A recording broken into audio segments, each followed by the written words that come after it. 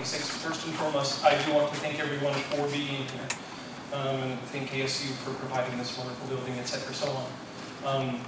But you who are here, first and foremost, thank you, because you who are here are interested enough, and basically you have the passion and the incentive and basically the tenacity and fortitude to actually be here, and as opposed to actually watch it, 2 weeks from now, and whatever. So thank you everybody for being here. As far as I'm concerned, I started running for office because I saw all these different candidates, and I heard them speak, and I heard different questions, and I kept on thinking to myself, my answers, my responses are much more closer to the Constitution than theirs are. And I'm quite frankly more charismatic than some of the different candidates that actually have been in office. So I say, well, why not? My history is, well, my education as far as politics goes, started 20 years ago. My very first multi-day, it was actually like a week-long event. I went to an event for the National Center of Constitutional Studies when I was 13 years old. So for the past 20 years, I have known and understood the proper principles of politics. So knowing and understanding those principles, that's vital in making the right kind of decisions, which will bring us closer towards freedom and ultimately stop the bad guys, the tyrants, from taking away our freedom. So I learned those principles 20 years ago. For the past 10 years, in certain circumstances, I've been trying to teach those principles to many other people. And I've actually created classes in order to make sure that other people can teach those principles to others as well. So that's my history as far as the principles of politics is concerned. Now, as far as the process of campaigning, I really stink at it. But as far as knowing and understanding the principles of politics, how they work in and out, the history of the different things, why laws are the way they are, that is where I'm strongest, and that's where I feel I shine more than frankly, even candidates in office right now. In fact, my sort of campaign slogan is, I will protect your life, liberty, property better than anybody else. That's it. Thank you, Mr. Merrill. Mr. Speakman? Thank you. It's a privilege to be here tonight, and I too want to thank Clean Elections for giving us this opportunity to come and express our feelings and to talk about the political process and the things that are happening. The reason I got involved in this election is, well, I'm a native of Arizona. I've lived here all my life. I was born and raised here. I'm a multi-generational native of Arizona. I love Arizona. My wife is also a multi-generational Arizona. I have 8 children, 14 grandchildren, and they're all natives of Arizona. And for many years, I've been involved in leadership in the community in different capacities, not politically, but in other leadership responsibilities. And I've had a wonderful opportunity to learn how to work with people and to understand how to come to good decisions to difficult problems. I had a wonderful experience when I was a young man, though. I've been involved in scouting all my life. I have 5 boys, and all of them are Eagle Scouts. But when I was an explorer, when I was in scouting when I was 18 years old, I had a wonderful opportunity to go back to Washington, D.C. and participate in an Explorers Conference. And it was a very similar representation of what takes place in the political process. And as we went there and we went through the different caucuses and the training and so forth, it really opened my eyes to political process and what it was all about. And so I've always had an interest in it, but I've been doing other things in my life, but to here recently had the opportunity to sit back and look at what is happening here in the state and with our government, and felt very strongly that I needed to do something. And so my sweet wife of 34 years and I thought about it, talked about it, and decided that it was really our time and our duty to step forward and to take this opportunity to stand up for Arizona and our Constitution, stand for those things that are right. And so truly faith, family, and freedom are very important to me. I believe that through those values, we can apply principles of freedom and truly come to some very strong decisions and conclusions to solve the problems that are facing our country and our freedoms in this time. Thank you, Mr. Speakman. We will now jump in. Start off with Mr. Merrill with the first question and move over to Mr. Speakman. Mr. Merrill, what is the platform you are running on, and why did you choose that platform? Well, that one's easy. Well, it goes back to my tagline, protecting life, liberty, property better than anybody else. The reason that I chose that as my platform, if you know and understand, well, typically in my classes I ask people the question, what is the purpose of government? Why do we even have it? Now the thing is, there are two typical responses to what the purpose of government is. Now of course people who know and understand John Locke, like our founding fathers did, that is what I feel is the proper form of government. And of course there's the Hobbes philosophy, which I think is inaccurate, but you guys can go Google the differences later. But fundamentally the difference in the purpose of government is to protect rights, to protect life, liberty, property. That's what the Declaration of Independence says. You know, if you read it, you see we are endowed by our Creator with certain and inalienable rights, that among these are life, liberty, and the pursuit of happiness. And here's the important part, that to secure these rights, governments are instituted among men.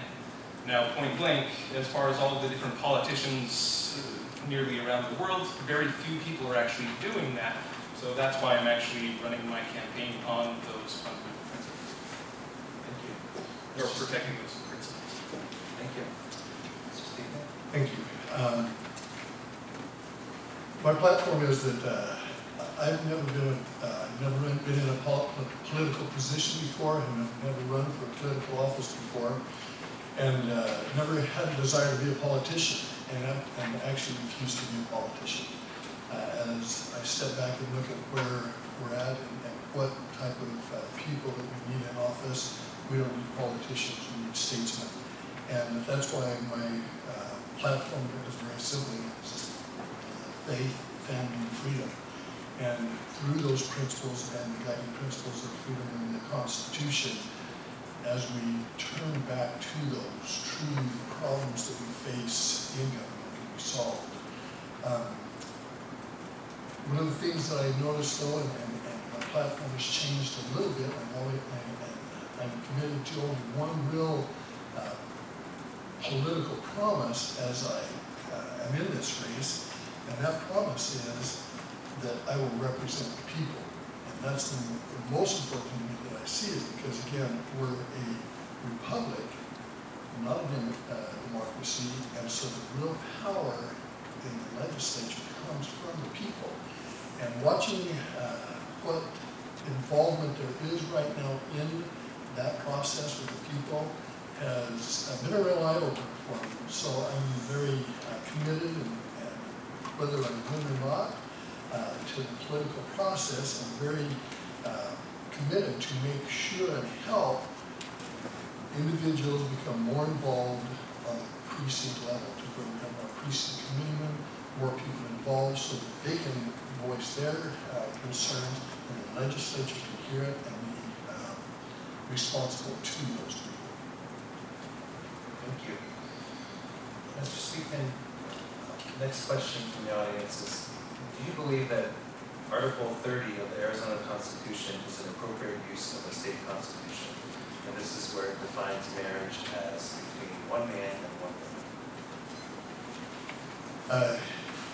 Yes, I support that constitution, that provision, and the reason why is that it is a very fundamental and basic freedom that we need to protect.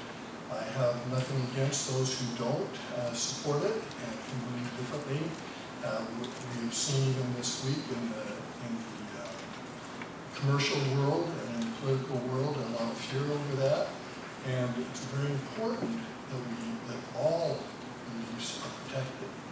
And that is, again, the very first and foremost fundamental of the Constitution of the United States, is that all beliefs are protected. And when any belief that is trampled on is not protected, then we're bridging that freedom. And so it's very important that the definition of marriage is held in place, because that is a fundamental freedom of the majority. But yet also those who don't believe that way, they have their right to live the way they want to, and believe that they want to, and nobody's forcing them to do anything different. Hopefully it's not your choice. Thank you. And if at any point you need me to repeat the question. No, actually, yeah, I also believe that marriage is properly handled on the state level. It should not ever be a federal issue as far as I'm concerned. But I was actually looking through the Arizona State Constitution right here, and I actually really like Article 30 because, point blank, it's only one sentence, and it's really short, and so it's only the 2 lines with this one little straggler word at the very bottom. But when you compare that to something else, like, say, for example, the Independent Redistricting Commission, whatever stuff, where it's big, huge, gigantic pages and articles, where it's really fussy and complicated, well, I don't like the fussy and complicated. I like the pure, simple truths. But bottom line, as far as answering the question, yes, marriage should be handled on the state level. It shouldn't be handled by the counties, shouldn't be handled by the cities, and it most certainly should not be handled or interfered by the federal government. Thank you. Next question from the audience. Mr. Merrill, the lead editorial in this morning's Tempe Republic is entitled, District 26 Republican Candidates Lack Detail, Energy, and Vision. And it states that the candidates' knowledge of key issues facing lawmakers is limited. Considering the pro-GOP inclination of the Republic, how do you explain this? I would say that the reporter is quite inaccurate, because as far as I'm concerned and my website is concerned, my campaign website, Merrill's Marauder, on there I have a declaration page. So on that page is the entire Declaration of Independence. And I have a full blog series where I broke the Declaration into 40 different parts and pieces. So each blog has the actual text of the Declaration, and in one color it has why they actually wrote that. In another color, how that principle applies to what's going on now. And then the last color is what I'll do about it in the state legislature. And point blank, with all of the blogs that I have released already, there's more than 30,000 words. In other words, that's like a little book of stuff, not only why things should be done a certain way, but actually what I'll do about it as well. So regarding that question, my response would be the reporter or whoever asked the question certainly has not read my blog series. So, thank you. Yeah. You can the question. Absolutely. The lead editorial in this morning's Tempe Republic is entitled, District 26 Republican Candidates Lack Detail, Energy, Vision. And it states that the candidates' knowledge of key issues facing lawmakers is limited. Considering the pro-GOP inclination of the Republic, how do you explain this? And it's hard to explain how someone feels to begin with, whoever wrote it. But again, don't know where they're coming from, but I guess my vision, again, they haven't spoken to me or asked me about my vision or looked at my website, because the vision that I have for Arizona and for where we need to go is very clear, and that that our rights have to be protected, and that's everybody's rights, as guaranteed by the Arizona and by the federal Constitution. And so, as far as very specific on legislative processes, I have to go right back to the basic principles that I live by, because I don't know the specifics of legislature. I've never been a politician before. I've never been in a political office before, but I know this, that I can study about, and I will know, and I will be able to understand what the issues that will be facing our state, and be able to come to a good conclusion on that. At this point, that's not what is important right now, for me to let my constituents know where I will stand and how I will judge the different pieces of legislation that come before the House of Representatives. And so, we're in an interesting political field, and I really feel that it's very important that more people are involved and to understand it. I've been in a number of different meet and greets, and I love to talk to the people and hear what the people are wanting from me and what's important to them. And so I've been listening and wanting to understand those things. And so don't really necessarily agree with the important because they don't know what my mission is. Is there any, do you know who wrote the editorial? I don't. It was written just a card. Because if I can interrupt just for a little bit, I know that there was an earlier report in the Arizona Republic who actually said that there were 4 different candidates who didn't do their reporting. They listed me and actually, yes, however, I'll call you Harry for short. Thank you. And Harry Yaksha. Okay, yes. So me, him, and the Libertarian candidate. And so basically, the reporter said that we didn't file our reports. But the thing is, at that time, all of us were under the $500 exemption. So if the same reporter wrote this report as well, basically then that is a reporter who is very, does not do their homework very well. We'll have to look at that. But I imagine that it was probably a different reporter, Yeah. hopefully, because that reporter apologized profusely to me already. If it's the same reporter, then, well, never mind. Yes. Well, sorry. Yeah, We just that was we just have a tangent, sorry. Yeah, sorry. We have to keep on track. I apologize. Mr. Speakman, the next question is, where do you stand on the recall of Russell Pierce? On the recall for Russell Pierce, I was against it. I felt like it was not constitutionally based and timing was wrong. So I was against it. Mr. Merrill? I also was against it. Well, basically, the entire recall election process, people exploited sort of a loophole in the process, and point blank, whether you like him or not, Russell Pierce has been quite effective at actually passing stuff and getting stuff through and this and that and the other.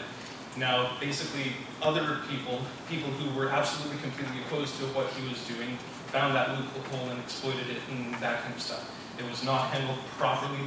The entire recall process in and of itself should be for when people violate the law or violate their oath or violate the promises that they have kept. But Russell Pierce kept all of his promises, and he did nothing illegal in any of the different things and that kind of stuff. And basically it was, well, for all intents and purposes, the term I use is power mongers, basically kicking him out any way that they could. And that was a process that was exploited by power mongers. Thank you. Mr. Merrill, next question to you. Do you think teacher school initiated prayer is a violation of the First Amendment in public schools that are funded by taxpayers who may or may not believe in the deity? Oh, that's marvelous. Well, first and foremost, what is the First Amendment? What does it actually say? It says that Congress shall pass no laws prohibiting the free exercise of religion. The entire separation of church and state is nowhere found in the Constitution, that kind of stuff. Now, I do see where that people come up with a different dilemma, this and that and the other. My personal opinion, basically the government is messing in too many people's businesses, including the schools, which I know the federal something or other, the state legislature is using the federal mandated requirements and testing, whatever. I know that happened recently, and basically that's giving power and authority, relinquishing it to some other power that's more distant than close to home. If, however, the schools were basically held were accountable to the parents and to the cities, that kind of stuff, then we wouldn't be having those kinds of problems. Basically, it would be the individuals paying for the schools as opposed to some person 1,000 miles away with their own alternative agenda where no one in the school can actually hold them accountable other than trying to not comply with what they're dictating. Did I answer the question? Yeah, that'd be an answer. So, Thank you, though. I guess the answer to the question is, as far as I'm concerned, it's none of the government's business. Maybe that's Mr. Speakman, This is a very important issue and very basic one in that prayer is for each individual a guarantee you the right to worship according to the dictates of their conscience, whether they believe in God or whether they don't. That's up to them, and is guaranteed again by the Constitution.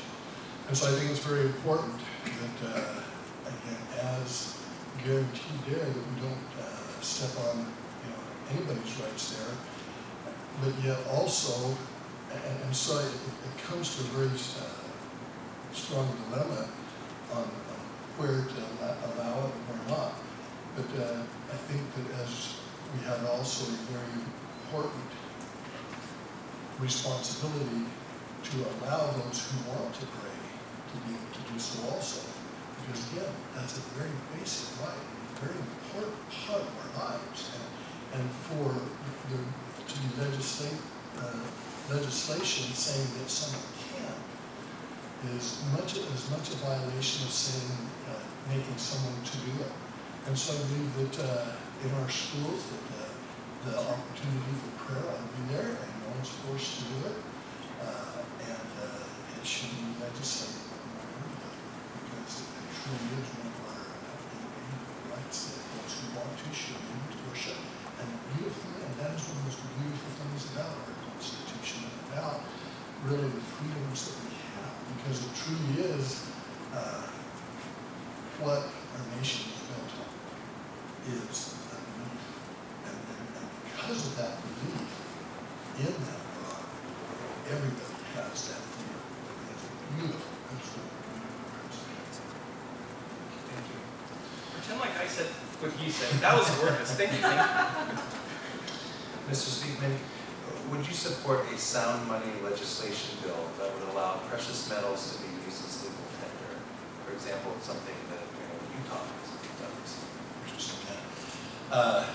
It was a sad day when we moved away from that. Having precious metals being the basic foundation of our dollar. And so, yes, I will do say it simply. I know it would be very difficult because, of course, in the Constitution, states don't have the right to coin money and to create currency. And that's one of the federal responsibilities, is to coin money. And so I haven't seen what Utah has done, but I'd be very interested in looking at it, because where we are now, where it's just printing money, is absolutely unrealistic and puts the United States in a very, very dangerous place where we're just printing money and saying it's worth something, because all it is paper. We have to have it based off of something solid, or else we have nothing to stand on. So I would want to look at that very closely, because yes, First of all, I want to say kudos for referencing the Article 1, Section 8, Congress power to, so hurry. As far as answering the question, yes, I would very much endorse that. In fact, in my blog series on the Declaration of Independence, one of those blogs actually indicates where, yes, I would actually look into what Utah has done, and if there are places to improve it, then I might, but otherwise, basically, yes, move to a system where basically the people can retain the value of their own objects, as opposed to somehow trust that the government is going, well, the Fed is going to allow them to keep their own wealth and not steal it through inflation, or, I mean, to a certain extent, that's taxation without representation on future generations, when inflation steals that kind of value in people's product, for people's lives. So, yes, I would look into that legislation. Thank you. Mr. Merrill, what is your opinion of public-private enterprise? I really like public enterprise I really like private enterprise, and public enterprise should be diminished as much as possible, because, say for example, if private citizens can do something, well, would it be right to have the government doing almost the exact same thing? Because, say for example, if you have an industry and one person is a private organization and you have a public organization doing the exact same thing, guess what? That industry, the private person, is paying taxes. So that means he is giving his money to the public organization. He is giving money to his competition. So I am very much opposed to public enterprises as much as we can diminish those. Now, of course, there's certain things that should not be handled over to the private whatever, and that's why the Constitution says that the federal government is supposed to handle stuff like the Army and the Navy and the Air Force and whatever, and of course the cities are supposed to handle the police and the fire and all of that kind of stuff. But as far as everything else, we need to do as much public as possible because, we need to do as much private as possible because with private industry, if something happens, the public, the people in the community can respond like that. Of course, if you're using a public institution, basically you have to wait all the way till the next election until the people can actually do something about it. Yeah, I'm very much opposed to public enterprise. Our nation is built on private. It's set up for that purpose, for private to be the economic base. I've been a business owner for over 15 years. I own my own small business now.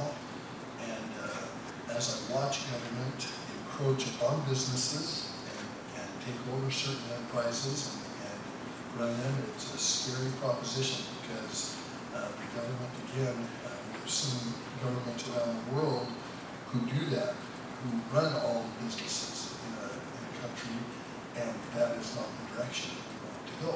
That's not the way the country was set up, and it's not the way we want to end up, because truly the free enterprise system is the best system in the world for progress, for inventions, for all types of new ideas. It all comes from the private sector.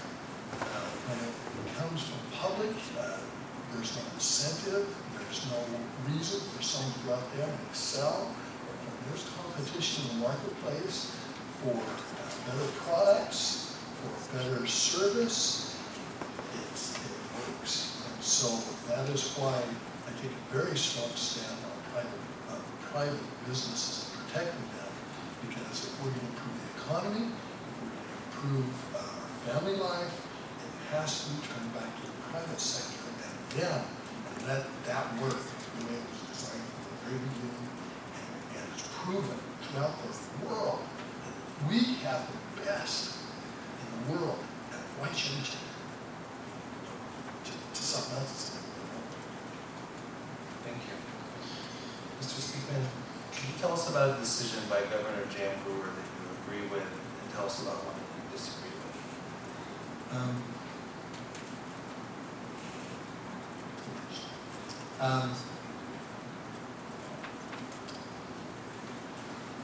Well, one that I disagree with is the decision that she's made to go forward with the exchanges as required. I think that the state needs to look at the exchange for the healthcare system. I don't think that's the right way to go because again, it's encroaching on the private sector. It's not letting the free market do what it should do. And so I would disagree with that. I think I would agree with her on issues of securing the border and enforcing the federal laws that are set up to protect our state and our government from illegal immigration. So I think those two settle. Thank you. Well, ditto, pretty much. I know that there was one law that she vetoed that I wanted to pass that, but I don't remember what it was. If I were prepared, then I'd look really cool right now, but apparently I'm not looking cool right now. But yeah, but basically what you said. Yeah. Thank you. Mr. Merrill, should state funding for Arizona State University be increased or decreased in the next legislative session, and by how much? Well, being here at ASU, of course, we might feel pressure to say, oh yes, I want to pay for anything and everything and all of that kind of fun stuff and whatever. But here's my personal philosophy on the entire education system as it is. There's a brilliant book called Thomas Jefferson Education, written by Oliver DeMille. And in that book, they actually talk about where there's 3 different methods of educating people. And basically, the current school system that we have is what they describe in that book as the conveyor belt system. And basically, so you lump everybody together in groups and you move people up together. And basically, that's what our current system is now. But there are 2 other methods mentioned in that book. And by far, those 2 other methods are much more superior as far as the quality of education. And notice the distinction between education and schooling. But basically what I would want to do as far as legislatively concerned or whatever is actually open it up where people can use the other 2 methods as opposed to only be pigeonholed into this method. So I would not increase funds towards, well, if I'm getting back up really short and whatever, I'll do it under 30 seconds. Basically, the entire school system as it has been arranged right now was introduced and built for the industrial age. Right at the moment, we're in the information age. So I think the entire conveyor belt system is actually outdated, and basically we need to update our educational process. So basically, I know ASU is starting to do satellite into smaller campuses, and that's the direction that we need to do instead of creating big, huge conglomerates of campuses. I guess, yeah. Thank you. I have 2 young adults who should be eligible to go to ASU. And I have 14 grandchildren who hopefully one day they could go to ASU. But right now, those young adults that live in my home can't go to ASU because of the extreme cost it takes to get a student into university. And so it's very close to my heart that the question of increasing funding amount. But I think it's very basic that, again, the funding isn't really a problem that we have. The truly is the overhead that is there and how it's managed. And so there's a lot of creative ways that we can look at the education that takes place in the upper level universities.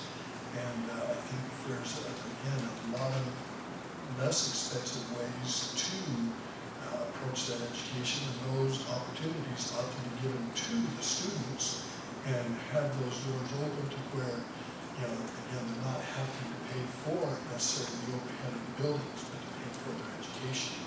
And that opens up a whole other discourse because, again, the education of our people is vital to our future.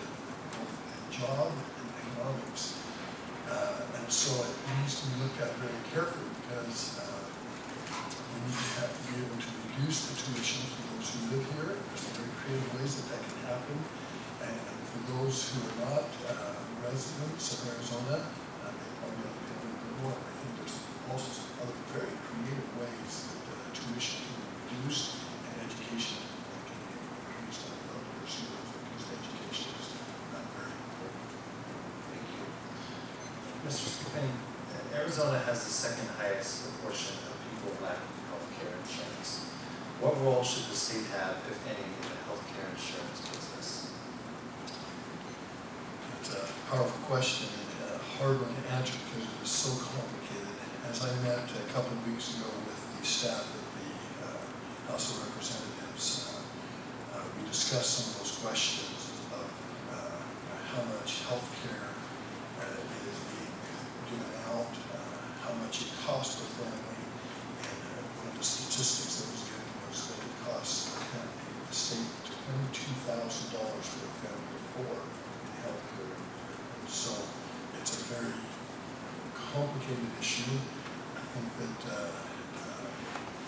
it has to be addressed on some level, but again, I think the level that it needs to be taken is not to look at, number one, fraud that is being taken that is in the system, but then there's also some very important principles that we need to identified by, because we need to help those who are in serious condition. And those who need to have that help, they need to be given the opportunity to be put back on their feet, and in the process, be able to get back into society so that they can feel good about themselves. The leadership positions that I've been in is a very important principle that we work with, and that we help individuals who are in those positions that couldn't afford the insurance and the very basic things in life to find better employment and to find better ways to use their money and train them, get them back on their feet so they could afford it. And thus it helps our community, and it helps the individual. And that is the most important thing, is to help the individuals to truly have that self-confidence and that ability to stand alone. And I also agree that it is quite an insanely complex and complicated whatever. And of course, when anything is insanely complex, is the right answer to add a whole ton of a lot more complexity by adding government regulations and requirements and whatever.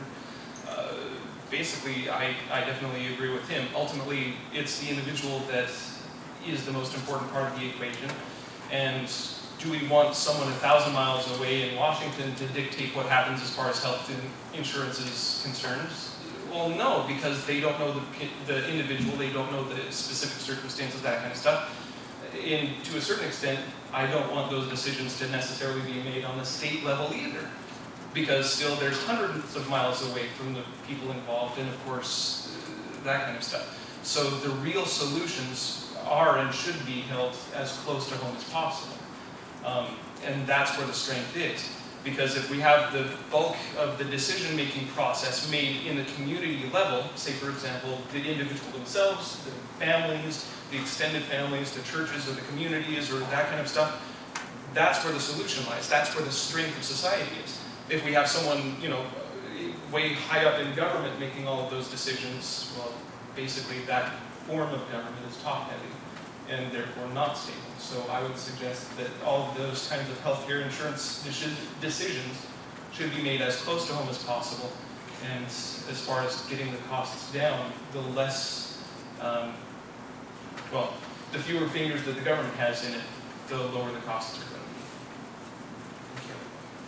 As we continue through our audience questions, Mr. Merrill, as a new candidate, I'm sure you both have done your extensive research into the state budget, so this one's a great one. What are 3 state budget items for which you would cut funding, and what are 3 for which you would be interested in an increase in funding?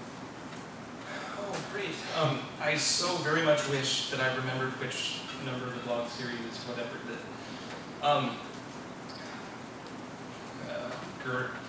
basically, there's a whole bunch of different boards of this, that, or the other, whatever. Say, for example, the Board of Cosmetology, the Board of Chiropractors, the Board of a whole big, huge, gigantic, long list of boards of all of these different industries that the state is involved in. Now, of course, each individual board by themselves, as far as budget is concerned, is not a big, huge deal. But if we were to eliminate as many of those as possible, then we let the private market actually dictate what's going on, and of course, therefore, the people can respond that fast, as opposed to trying to get politicians to do something which, are there any times that politicians do things fast? Okay, but basically all of those different kinds of boards that are passing restrictions and regulations and slowing the economy down, I would get rid of those. Now, of course, if we get rid of stuff that slows the economy down, then that means more revenues, like through the sales tax and that kind of stuff. So that would increase the budget if we get rid of those kind of stuff. As far as parts of the budget that I would actually want to increase, that's a really tough question. I don't know the answer to that one. We'd have to pick someone smarter than me to answer that. That's a tough question. I don't know that. Mr. Speakman? Thank you. I don't have an answer to those 3. I don't know the budget and all the intricacies of it. I haven't been involved with it. As I said, that with the Arizona House staff there, and as we talked about the budget, the things that concern me though is to know that out of all of the state budget, all the money that the state spends, about half of it comes from federal and half of it is mandated by federal on how it should be spent. Of the rest of it, Only there's 33% of that the legislature actually needs to vote on and decide how it's going to be spent. The amazing thing is, by the Constitution of Arizona, that is one of the main responsibilities of the legislature is to decide on how the money is to be spent. And the legislature has no power over 33% of the budget. That's really quite appalling. And it goes back to a very basic fundamental principle that we have in the Constitution of Arizona, and that's the initiative process. Through the initiative process, money has been allocated to different types of funding that the legislature has absolutely no power over. That power has been taken away from the legislature and cannot be even touched by the legislature, which is a very concerning part of the Constitution that has been brought to my attention, because again, we only have power over 33% of the budget. And so how that's allocated is a very tricky situation, a very tricky decision. So I would we'd have to get close, but I would be more interested in looking at the initiative process and see what changed. Amen. Thank you. Mr. Speakman, who are you supporting for U.S. Senate this year in Arizona, and who you're supporting for Congressional District 9? Now, that's a very good question, and I'll be very frank, I'm going to keep all those things private until I get on the ballot. It's one of the principles that I hold very close to my heart, and I've been asked many times to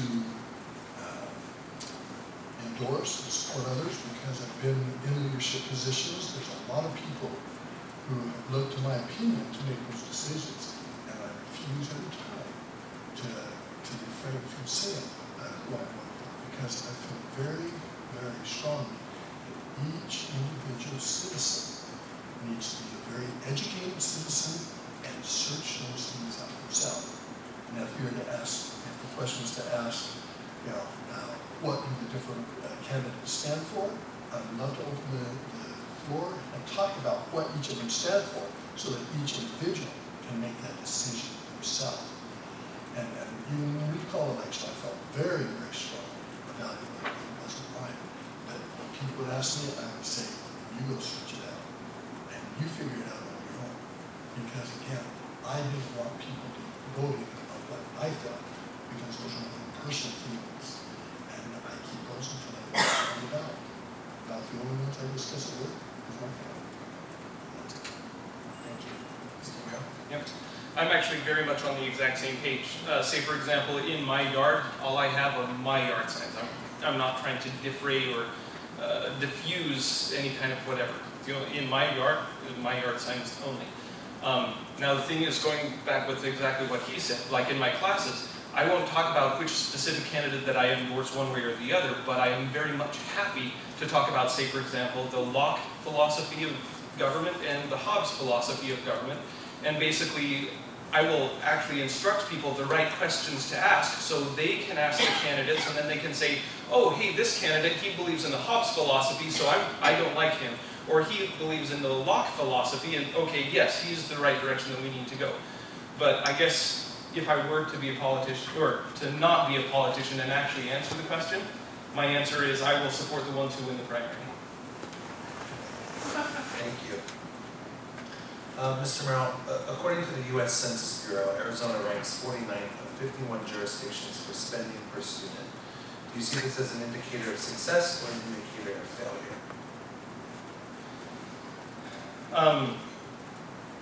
If I remember correctly, basically some of the different criteria on that list of coming up with that number are basically, if you want to go back to the entire industrial age kind of super old school dinosaur philosophy of education, basically, from what I understand, the criteria of coming up with that ranking are to, well, the people crunching those numbers want that outdated dinosaur philosophy. So I actually think that that's actually a really good thing, because to be perfectly honest, Arizona is the best state as far as school choice is concerned. because of all the different charter schools, the private schools, and all of that kind of stuff, we have a greater variety of education here in Arizona than basically any other state. So as far as that's concerned, as far as freedom is concerned, I think Arizona is by far the best. And for the most part, as far as funding is concerned, well, most of that kind of funding is actually coming from the private sector, as opposed to the public sector, which basically means that's an even more effective and efficient method to use.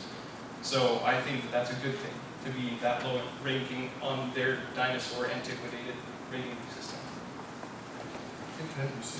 Absolutely. According to the U.S. Census Bureau, Arizona ranks 49th of 51 jurisdictions for spending per student. Do you see this as an indicator of success or an indicator of failure? So the question is related to spending. I think the real success as we look back at education is what is happening to each of our students and how involved the parents can be in the education of their children. Spending is somewhat irrelevant in that process. There's states that spend far less than we do and have better results in their education of their children.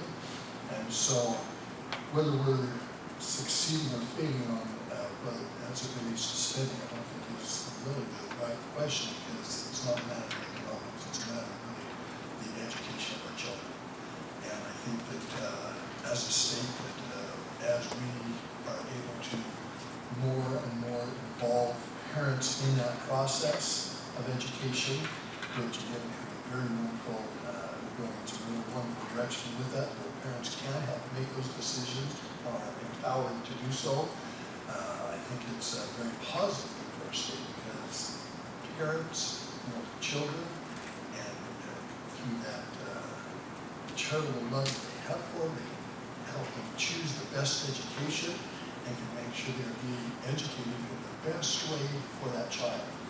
I don't think we can throw all sorts of money at education. But if parents aren't involved, and if truly the individual child who is being educated isn't considered, then we're failing. But as the parents are involved, and as the individual child is taken into consideration in all those decisions. Thank you. Mr. Speakman, if elected, what House of Representatives committees would you like to be appointed to, and why? You know, I don't know all the House committees. The things that are important to me, and there's committees there, a couple of them, and one of them is education, because with my family and the grandchildren I have coming up through the system, it's very important to me to have education in a place where those children can be well taken care of. Again, economics and that opening not opening the door, but closing the door and reducing restrictions on much of the things that take place in business would be something else I'm very interested in working toward, because again, the business that I've been in the past, it's incredible the amount of restrictions that the government has on small businesses. I used to be in construction. I've been in construction for 25 years, and it is absolutely amazing the red tape that has to be gone through to build a building. And one of the most amazing, or the craziest thing that I've seen is that on a construction site, they're required to pull dust permits to keep the dust down. Heavy fines if they don't. And they pay thousands of dollars to make sure that there is no dust. And yet, one afternoon, like we saw the other day, in the desert, we have dust storms, and it's dust. And so I think it is a very heavy burden upon businesses that has not much work to reduce those burdens on businesses. Thank you. I don't have any particular passion for any specific committee. I think I would imagine that I would have a whole bunch of fun on the Judiciary Committee or the Appropriations Committee, but of course, well, who wouldn't? But as far as in a specific committee, no, I don't have any specific passion. I just plan on being a rabble-rouser, making tyrants uncomfortable in whatever committee I'm in. Mr. Merrill, would you vote to reinstate kids' care?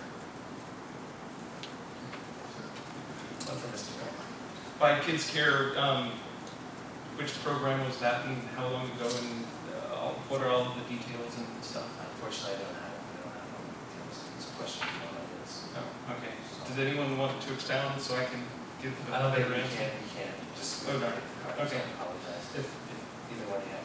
Well, ultimately, the fundamental principle in question, I've sort of already said it already. Basically, as far as the health and safety of the individual is concerned, there are certain things that should be done on the federal level, certain things that should be done on the state and the county, the city, and whatever.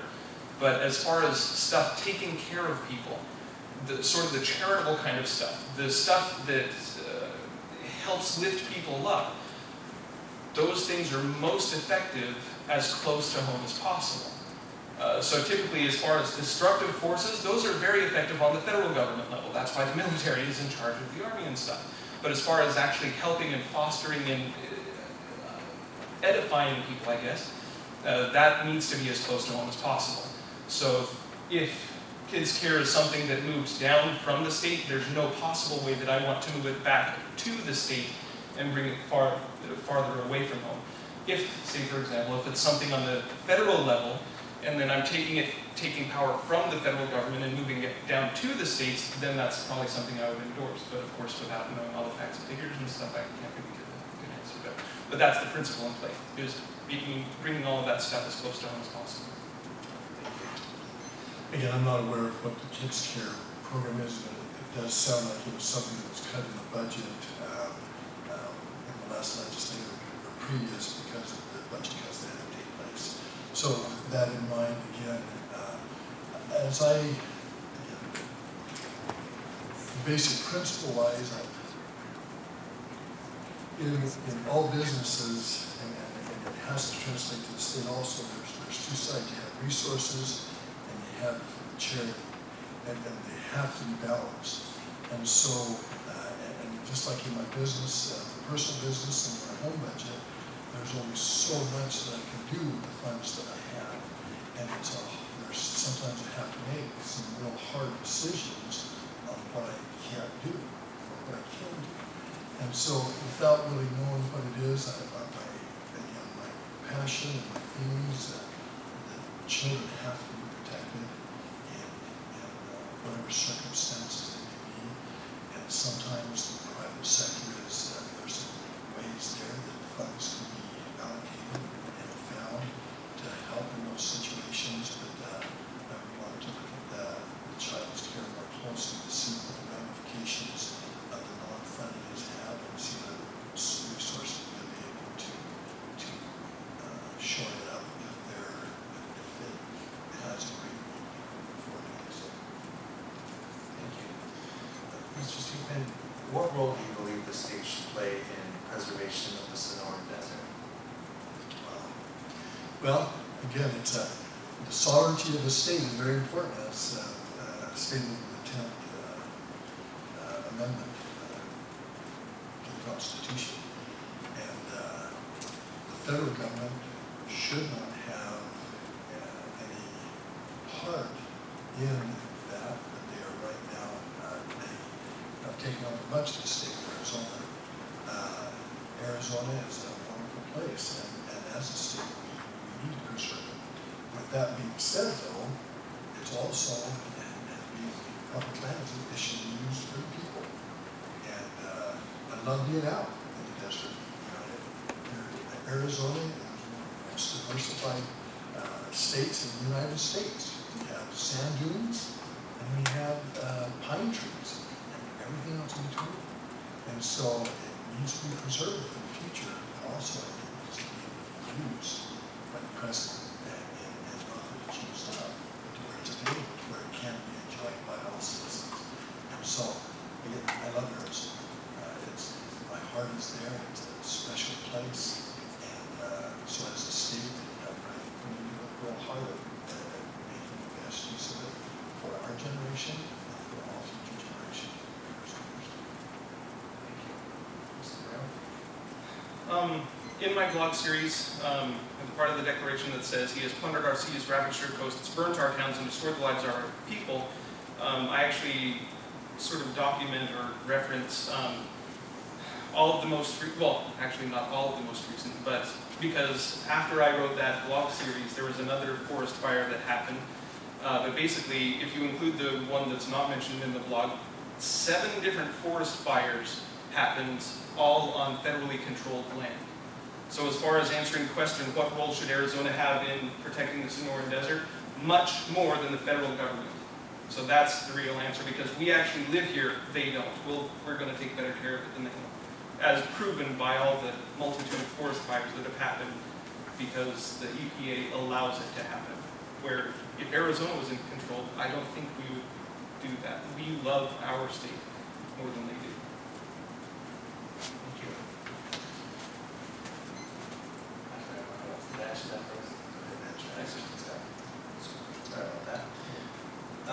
Mr. Merrill, do the states have the right to infringe on individual freedoms, on an individual's freedom of speech? Well, not according to their First Amendment, because, well, the First Amendment doesn't have, it guarantees people the right to freedom of speech. Now, of course, there are certain parts and places when whatever, in order to ensure public safety, like you can't scream fire in a crowded theater, that kind of stuff. Well, what was the question? Does the state infringe on that right? Do the states have the right to infringe on an individual's freedom of speech? As long as that kind of speech is not putting life, liberty, well, most specifically life and liberty in jeopardy of other people, then no. If, however, that kind of speech does threaten other people's lives and liberty and that kind of stuff, well, other factors come in play that supersede that right. Because I can shout and scream as much as I want, but of course if I'm shouting and screaming, kill this person, kill this person, kill this person, no, that's not right. You should be put in jail for something like that if you are putting someone else's life in jeopardy. Going back to the basic right, no, there is no, everybody is given that right to free speech. And that is one of the things that is given. There's freedom without the Constitution, and that needs to be upheld by the Constitution. And with that being said, though, the Constitution was written for a moral people. And this is one thing that, again, we don't legislate morality. We legislate laws that protect our freedoms, faith, family, and freedoms. But we don't legislate morality. But a moral people is the only way for the Constitution of the United States and the Constitution of Arizona to survive. And so it's amazing to me to watch. It's the beautiful part of what makes America, America, and Arizona, Arizona, is that we can watch on TV some very horrible things being said about our government leaders. If that was to happen anywhere else in the world, they would be shocked. And we're allowed to do it. And so it's important that those freedoms are protected, but I would also encourage all people everywhere to have self-restraint and to protect what we have. Thank you. Mr. Speakman, how can we rescue the political process from anti-democratic forces such as corporate influence? Well, 2 things there. First off, the anti-democratic, I don't know for sure what is being meant by that, but I think it's more the freedom, the word democratic process is still around, and this word democratic republic, and so it's important that we got one more time. Sure. I'm going to direct you which way it is going. how can we rescue the political process from anti-democratic forces such as corporate mechanics? Yeah, again, and so as a people, we have to, again, get everybody involved to elect individuals who will protect those freedoms, to turn back the tide to where it is, the free market society, where we can get government out of the private sector, to where there is, they don't have the public reign that they have. So I think that it comes right back to the core principles of the Constitution again, people getting involved, the individuals who stand up for their cities, their right to the process, not to people like that. Thank you. Mr. Brown? Well, basically, does our country, or does our state, does our country need rescuing? Yes. From anti-democratic forces? No, we need rescuing from anti-republic forces, because in the Constitution they said that every state should have a Republican form of government, and our country has a Republican form of government. In the constitutional debates, the entire thing, okay, what kind of government do we have? Do we have a democracy? Do we have a republic? That was something battled out quite fiercely. And if anyone actually reads the records from the founding fathers on this specific issue, the entire democracy versus republic, everybody hated democracy because that is mob rule. Basically, if you're of the 49% and 51% want to lynch you, well, guess what? You're lynched in a democracy. However, in a republic where the law rules, well, even if you're in the 49% and 51% says, well, we're going to lynch you, that doesn't work, because in a republic, the law rules, and you have your due process rights and this and that and the other, and have you violated someone? So, do we need rescuing? Yes. From anti-democratic forces?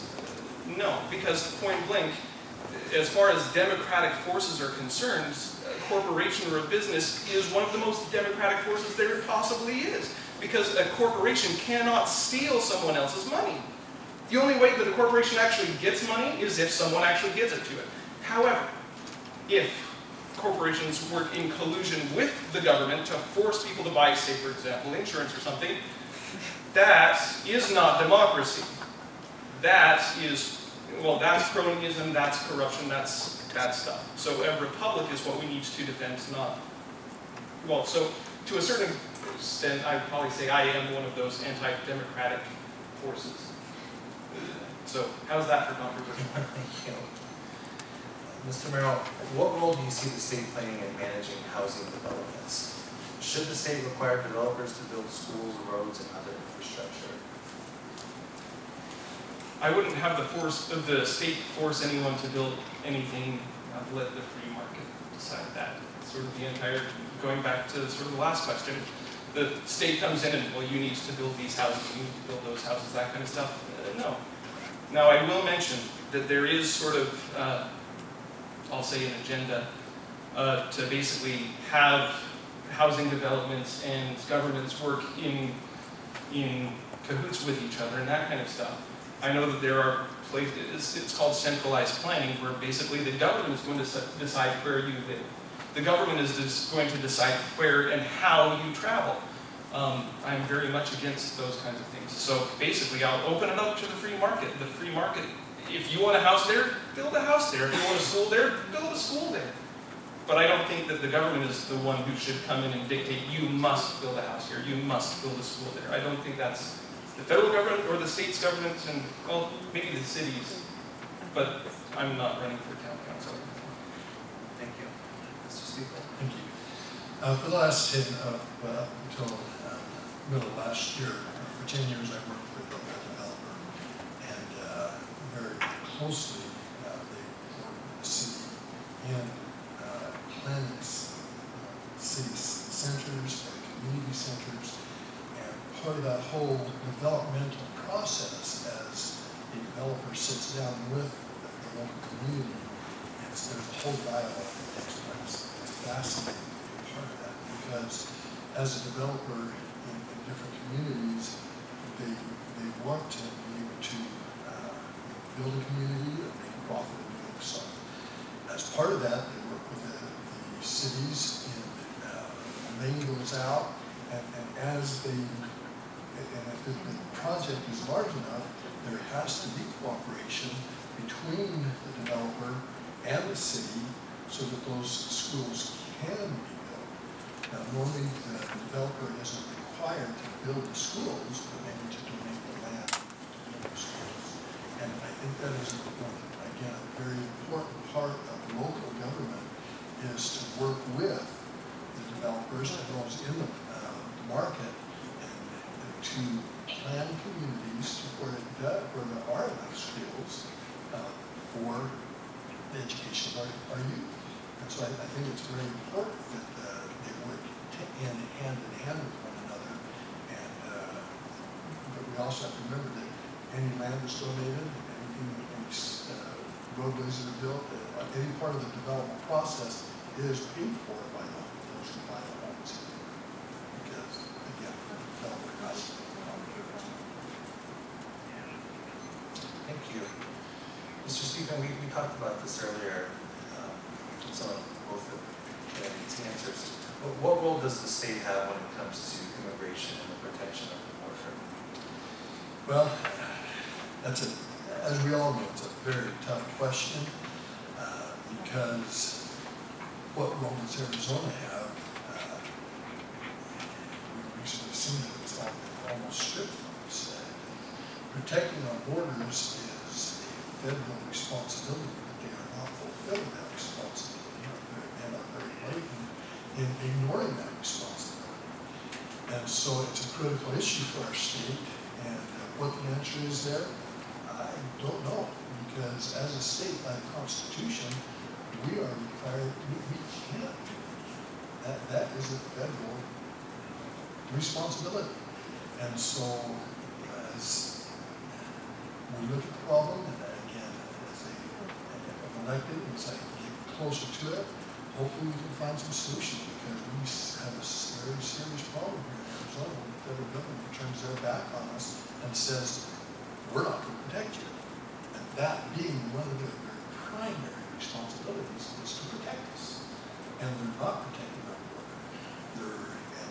I think it's a very sad state of affairs, because it's not only not good for our state and for our country, but it also is not good for even those who are coming across the border, because when they come across and can't be here legally, they are being enslaved by those who will hire them and pay them contract labor and pay them wages that are below what they should be. It really is a travesty for those people. And there's many of those people that I know and love dearly, but it is putting them in bondage and in slavery, and it's a very sad state of affairs for our government.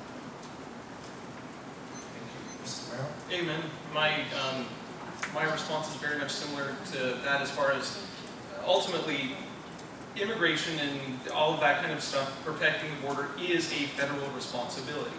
According to the Constitution, this, that, and the other, it is their job. Now the question is, basically, what role does Arizona have regarding that? Well, here's the way I look at it. Okay, here's the federal government up here. If they are not doing their job, then the next organization that should take care of it would be the states. Now, of course, with the recent Supreme Court rulings and that kind of stuff, basically the state has been prevented from doing the federal government's job that they're not doing. So right at the moment, there's no one who's doing that. Now, the thing is, what's going to happen? If the federal government does not take care of that, then what happens? Well, it moves down to the counties. If the counties are prevented, then it goes down to the cities, and then ultimately the individuals, and basically you have a whole ton of vigilantes running around. So I would talk to the different federal representatives and, okay, what do you want? Do you want a whole bunch of vigilantes running around, or are you actually going to do your job? So right at the moment, as far as the state's rule, Arizona has tried to do everything that they legally and obligatorily should do. And, well, now we're prevented from doing that. So basically, it should be the federal government's job, and they're not doing it. Thank you. Sorry. Sorry. It's okay. we'll just have time for one more question. Can you please, Mr. Merrill, define the two most critical issues you will face if elected and how you propose to deal with that? Oh, how exciting. Really? First and foremost, my personal thing where what I foresee as being the main battlegrounds for the entire legislative process coming up soon is going to be, say for example, the entire argument about education. Basically whether it's going to be more state control and involvement or more private public control and involvement, or ultimately parental involvement. The other part that I foresee happening would basically be, say for example, the unions and that kind of representation and that kind of stuff. So I think those two arenas are going to be the two biggest fights coming up soon. Was that all of the question, or? Define the two most critical issues you will face if elected and how you propose to deal with them. Oh, as far as how I'll deal with them, I'll want to make sure that the local people, the individuals, have more control than the federal government. So bringing all of that as close to home as possible, I mean, that's how I'll do it. Thank you. Mr. Speaker?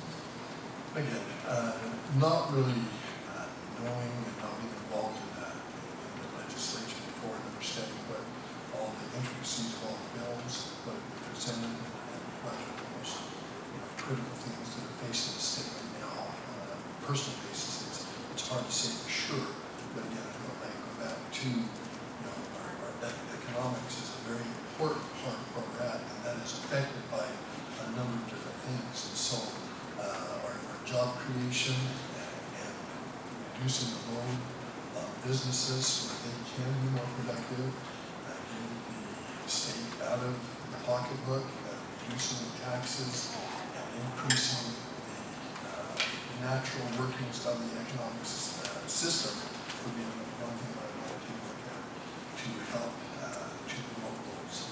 And thus, again, bring it right back to the families again, to be able to bring where they can stand on their own 2 feet, where they're self-sustaining, and it reduces the load on everybody.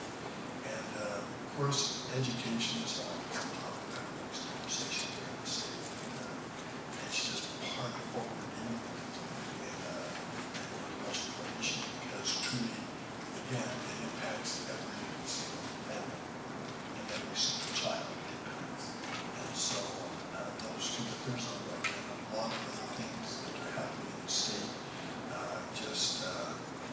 where the government is being taken away from the people. And I think that there's a lot of the inside things that are happening that we should look at closely. And I think it crosses all party lines. It's not just Democratic, it's not just Republican, but I think that, again, we need more statesmen to stand up for those things that we do. Thank you. Thank you very much for fielding those questions. Those were, I'd say, 99% audience questions, so that's fantastic. We're now moving into our closing statement period. Please remind the candidates we have 3 minutes for the closing statement. And the first one will be given by Mr. Speakman. It's been a privilege to be here tonight. I think one of the most important things that come from things like this is the scrutiny about the candidates that are running and the opening up their minds again. This has been quite a learning process. I've never been in a political process before. I've never been run for political office. And to be involved with this type of process, to be filmed, having my work recorded, having to think about those things that are most important for our state and our government is a wonderful opportunity. And again, personally, I would encourage all those who hear this or watch it, and I would encourage them to get involved. I want to be elected because I feel that it's my duty to stand for those principles that are right, that have been guaranteed by our forefathers and our constitutions. I feel like I can do it, and I feel a very great duty and an opportunity and a blessing to be able to do so. But more importantly than even that, it's important for me to be able to help encourage everybody to get involved, to help everybody to understand the process, to see that truly even the opportunity that I would have to serve comes from the power of the people, not because of my own. And I feel a great responsibility to be able to return a report to those people so that they understand, where I'm coming from, and I can understand what they're happy with, what I'm doing, and what they're unhappy with. Now, I know again, in a republic, as a democratic republic, I have to take what I have and my values and my standards, and I have to draw my lines and go according to those, understanding where the people are coming from, and understanding what they're wanting. And so I know it's a delicate balance between my own personal feelings and what my constituents want. But the most important thing to me again is to have the people involved. And whoever gets elected, I will support. And I hope that I'm able to do so and be able to serve my country and be able to stand for those liberties and stand for the rights and the Constitution, to protect my family, my children. And I love Arizona. It gets close to my heart, and I feel very strongly that I want to be there for them, for Arizona, and for my children, and for the people of Arizona. And I look forward to the opportunity to serve. Thank you. Mr. Brown? I'll stand up for this one again. I do very much enjoy his words talking about becoming involved. My personal opinion, if there's something that you didn't like that any of us said, well, either of us, well, why aren't you up here? Why aren't you running for office? That kind of stuff. If you don't think it's being done properly, yeah, get involved. I guess the one note that I do want to mention as far as distinguishing myself from any of the other candidates, which I guess typically what's supposed to happen during the primary elections, Ray Speakman actually said one of the things which I know and understand that he and the other candidates, well, all of us would. We want to protect those values that actually make this state and nation great. Now, the way I would distinguish myself from the other candidates is basically they will be a good, strong, solid shield to protect and defend those values. I will actually be a sword. Not only will I defend the different values, but basically I actually plan on taking it to the tyrants and saying, okay, you're assaulting us this way, no, I'm going to make you afraid with this. Because typically with the debate style, with the knowing and understanding of the different principles of the arguments that were made hundreds of years ago, it's the exact same principles on the table. It's either liberty or it's freedom. Okay? Our Constitution was founded to foster freedom. And right now, in this day and age, we have tyrants taking it away. So it's one of those things that I'm actually a little bit of an advantage as the Founding Fathers, because we have 100 years of history of when freedom was fostered, and 100 years, for the past 100 years, where tyranny has slowly been gaining ground. So basically, to distinguish myself, they will be the shield, I'll be the sword. I'm going to make the tyrants afraid because I get to use all of that history, all of that ammunition to basically, well, put the tyrants back afraid so they're cowering in the corner instead of us cowering in the corner. Because as far as defending these stuff, well, George Washington, and of course all of these different football coaches and basketball coaches took the exact same quote, but the strongest defense is a strong offense. And that's how I will protect those family values, is basically by scaring the tyrants. And that's how I will protect your life, liberty, property better than anybody else.